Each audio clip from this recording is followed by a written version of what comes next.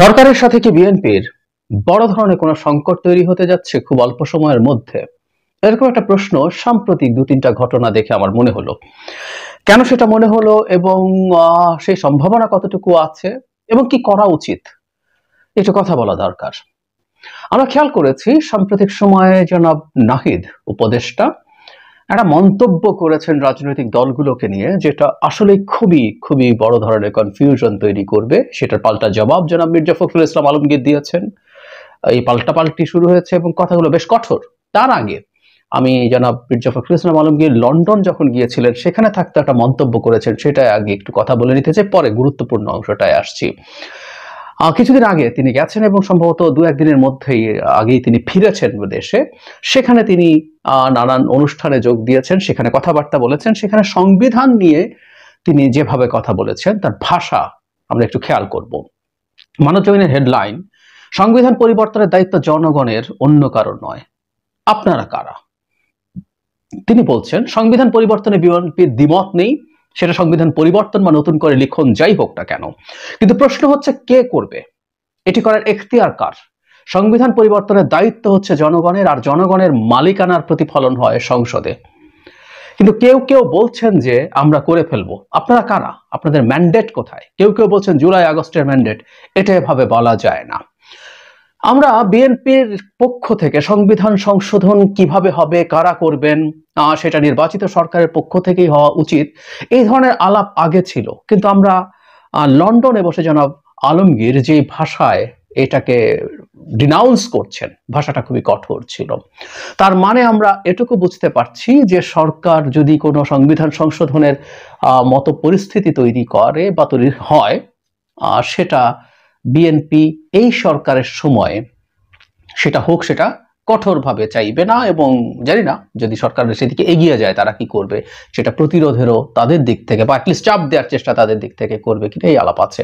যদি আমরা এর মধ্যেই জানি সংবিধান সংস্কার কমিশন একটা তৈরি হয়েছে, তারা ফুল সুইং কাজ করছেন, নিজেরা তারা কাজ করছেন, তারা সমাজের বিভিন্ন স্টেক হোল্ডারদের সাথে বসেছেন, কথা বলছেন, অপিনিয়ন নিয়েছেন, তারা তাদের রিপোর্টেরও চূড়ান্ত পর্যায়ের খুব কাছাকাছি পৌঁছে গেছেন। এবং এই রিপোর্ট নিয়ে সাথে আরো অন্যান্য কমিশনের রিপোর্ট নিয়ে প্রধান উপদেষ্টা বারবার বলেছেন দলগুলোর সাথে আলোচনায় বসবেন। কিন্তু বিএনপি যখন বলছে যে তারা সংবিধান সংশোধন করার জন্য আপনারা কারা, মানে এই যে আপনারা কারা, the language is very strong, তো তাহলে সংবিধান সংক্রান্ত আলোচনায় তারা আদৌ বসবেন কিনা সেটা প্রশ্ন আছে। যদিও প্রত্যেকটা কমিশনে বিএনপি তাদের সংস্কারের প্রস্তাবনা দিয়েছে, সংবিধান সংস্কারে দিয়েছে। সো তার মানে আমরা যেটা ধারণা করতে পারি বিএনপি হয়তো আলোচনা করবে, কিন্তু সংবিধান সংশোধন এই সরকার করার মতো কোনো পথ বের করুক, আমিও টেকনিক্যালিটিসে ঢুকছি না কিভাবে সংবিধান সংশোধন হতে পারে, সেই জায়গাটায় সম্ভবত বিএনপি খুব শক্তভাবে দাঁড়াবে। এবং সেটা যদি হয়, সরকারের সাথে এটা নিয়ে বিএনপির একটা সংঘাতময় পরিস্থিতি তৈরি হতে পারে। আরেকটা ব্যাপার হচ্ছে, এটা খুবই টাফ একটা কথা এবং এটা নিয়ে আমি ধারণা করি যে সামনে খুব বড় সমস্যা হবে। হেডলাইন প্রথম আলোর এরকম, রাজনৈতিক দলগুলো অন্তর্বর্তী সরকারকে ব্যর্থ প্রমাণ করার চেষ্টা করছে। মানে একেবারে ভয়ঙ্কর একটা অভিযোগ জনাব নাহিদ ইসলাম করেছেন। তিনি বলেছেন রাজনৈতিক দলগুলো চাচ্ছে তাদের অধীনে সংস্কার হোক, তাই তারা বর্তমান অন্তর্বর্তী সরকারকে ব্যর্থ প্রমাণ করার চেষ্টা করছে। তারা সংস্কারের পরিবর্তে নির্বাচনকে বেশি প্রাধান্য দিচ্ছে।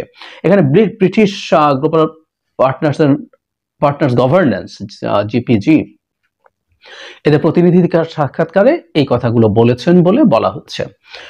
এখানে স্কটিশ পার্লামেন্টের সাবেক সদস্য এসছেন, কি কি চ্যালেঞ্জ আছে তিনি সেগুলো সব বলছেন, কি কি আছে না আছে। অপপ্রচারের কথা বলেছেন, দেশের বাইরে ঘরে নানান রকম সংকট চলছে, এগুলো সব যোগ করেছেন। কিন্তু জনাব নাহিদ স্পষ্টভাবে বলছেন যে যেহেতু তারা সংস্কার চায় না রাজনৈতিক দলগুলো, তাই তারা অন্তর্বর্তী সরকারকে ব্যর্থ প্রমাণ করার চেষ্টা করছেন। কারণ যুক্তিটা এইরকম, ব্যর্থ যদি প্রমাণিত হন তারা খুব বেশি দিন ক্ষমতায় থাকতে পারবেন না, তারা সংস্কার করতে পারবেন না, এবং রাজনৈতিক দলগুলো এটাই চাইছে।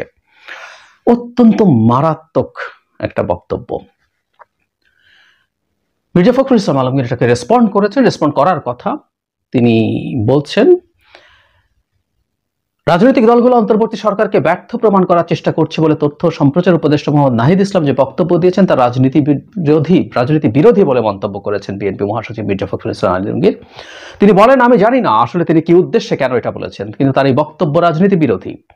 তারা এই ধরনের বক্তব্য রাখবেন এটা আশা করি না, কারণ রাজনৈতিক দলগুলো সবসময় অন্তর্বর্তীকালীন সরকারকে সমর্থন দিয়েছে। এই সমর্থনের একটা উদ্দেশ্য হচ্ছে গণপ্রজাতন্ত্রকে পুনঃপ্রতিষ্ঠা করা। সেটার জন্য আমরা কাজ করছি গত 15 বছর ধরে। আমরা সংগ্রাম লড়াই করেছি। উনি কি উদ্দেশ্যে কেন বলেছেন আমি জানি না। উনি ঢাকায় ফেরা মাত্রই ওনাকে এই প্রশ্নটা সাংবাদিকরা করেছেন, কারণ এটা খুবই গুরুত্বপূর্ণ একটা প্রশ্ন। সেটার জবাব তিনি এভাবে দিয়েছেন। সংঘাতটার আবার একটা লক্ষণ দেখা যাচ্ছে। আমরা খেয়াল করব বিএনপির সাথে নানা ইস্যুতে সরকার, বিশেষ করে সরকারে থাকা ছাত্র উপদেষ্টা এবং বাইরে যারা ছাত্র সমন্বয়ক আছেন, আমি একটা কথা বহুবার বলেছি, সমন্বয়করা সরকারের অংশ নন, কিন্তু ওয়াইড একটা পারসেপশন আছে যে এরা সরকারের একটা এক্সটেন্ডেড পার্ট। মানে এটা এভাবেই মানুষ বোঝে, মানুষ দেখে, এবং তারা রাজনৈতিক দলও সামনে করতে যাচ্ছে, সুতরাং তারাও রাজনীতির মাথায় একটা গুরুত্বপূর্ণ স্টেক হোল্ডার্স হয়ে উঠবেন। সো আমরা একটু যদি রিক্যাপ করি, রাষ্ট্রপতিকে যখন সরানোর চেষ্টা হলো, বিএনপি যখন সেটায় বাধা দিল, যখন পরবর্তীতে আমরা দেখেছি যে সংবিধান বাতিল করে দেওয়ার ব্যাপারে ঘোষণা দিয়ে দিলেন ছাত্ররা, সেটাও বিএনপি, তো সংবিধান নিয়ে আমরা অলরেডি বললাম যে সেটা তারা সমর্থন করেনি। আওয়ামী লীগকে নিষিদ্ধ করা নিয়ে যখন আলাপ মাঠে আসলো, তখন যখন বিএনপি প্রথম বলেছিলেন, আমার মনে পড়ে যে তারা চান না আওয়ামী লীগ নিষিদ্ধ হোক, পরে আবার এটাকে জনগণের হাতে তুলে দেওয়ার কথা বলেছেন, কিন্তু অন্যান্যদের মতো এত সরাসরি একে নিষিদ্ধ করে দিতে হবে এসব বলেননি। সো এটা নিয়েও কিন্তু আমরা দেখেছি যে ইভেন সরকারে থাকা ছাত্র উপদেষ্টা জনাব আসিফ একটা অনুষ্ঠানে ক্লিয়ারলি ইঙ্গিতে বলেছেন যে রাজনৈতিক দলগুলো কেউ কেউ এই চেষ্টা করছে না আওয়ামী লীগ যাতে টিকে থাকে, পুনর্বাসন করে। যদিও সেখানে তিনি বিদেশি দূতাবাসের কথাও বলেছিলেন যে তারাও প্রচুর চাপ দিচ্ছে আওয়ামী লীগ যেন নিষিদ্ধ না হয়। সো আমরা দেখবো একটা ধারাবাহিক রকম এক ধরনের তাদের মধ্যে দ্বিমত ছিল, সেটা আস্তে আস্তে এখন ভাষা কঠোর হতে শুরু করেছে, যেটা সবচেয়ে জরুরি। দ্বিমতের জায়গাটা বোঝা যাচ্ছিল, কিন্তু এটা আস্তে আস্তে আস্তে আস্তে ডিভাইসিভ হচ্ছে, এবং আমি ধারণা করি এটা সাংঘর্ষিক পর্যায়ে যাবার সম্ভাবনা খুব বেশি। কারণ মোটটা একটা জায়গায় দুটো পক্ষের মধ্যে এই দ্বিমত তৈরি হয়েছে, সেটা হচ্ছে সংস্কার কতটুকু এই সরকার করবেন।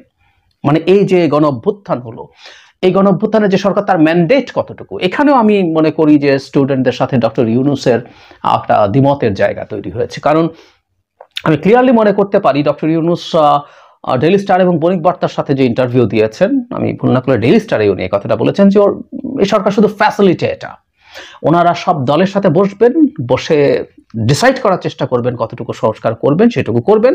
উনি এক্স্যাক্টলি এভাবে বলেছেন, যদি 100টা সংস্কার প্রস্তাব আসে, সবাই যদি একমত হয় 10টা, তো 10টা করবো, 10টা করে নির্বাচন দেব। এবং উনি বলেছেন যদি দলগুলো বলে সংস্কার প্রয়োজন নেই, তাহলে সংস্কার করবো না, নির্বাচন দিয়ে দেবো। আমরা এখানে বসে থাকতে আসিনি, আমাদের সবাই চলে যেতে চাইছে। এইসব কথা ডক্টর ইউনূস বলছে। শেষের অংশটার মধ্যে একটু ক্ষোভ, একটু শ্লেষ ছিল, কোনো সন্দেহ নেই, কিন্তু উনি এটা বলেছেন।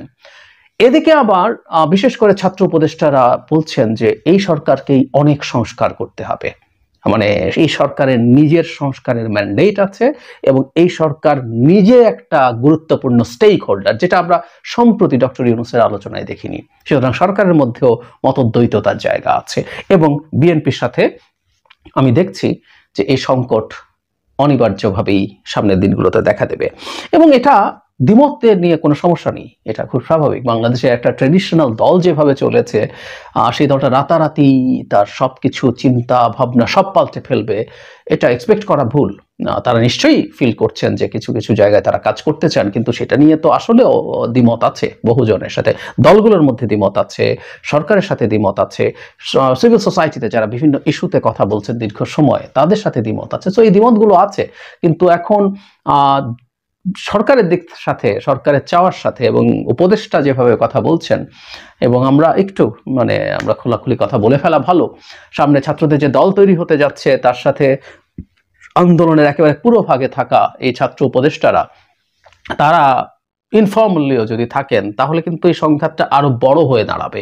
বা সরকার নিজেও, কারণ এই দল যখন তৈরি হবে, তখন 3জন ছাত্র উপদেষ্টা যখন দায়িত্বে আছেন, তখন মানুষ বা বিরোধী দল বা বিএনপিও তারা তাকে সরকারের দল, এটাকে কিংস পার্টি হিসাবে ব্র্যান্ডিং এর যে চেষ্টা আছে তার সেটা মনে হবে, এবং তখনই সেই মুহূর্ত থেকেই ওই রাজনৈতিক দল যখন তৈরি হবে, বিএনপি নিজেকে এক ধরনের বিরোধী দল হিসাবে মনে করা শুরু করার সম্ভাবনা আছে, এবং তখনই সরকারের প্রতিটা আচরণ, প্রতিটা পদক্ষেপকে সে সন্দেহের দৃষ্টিতে দেখবে।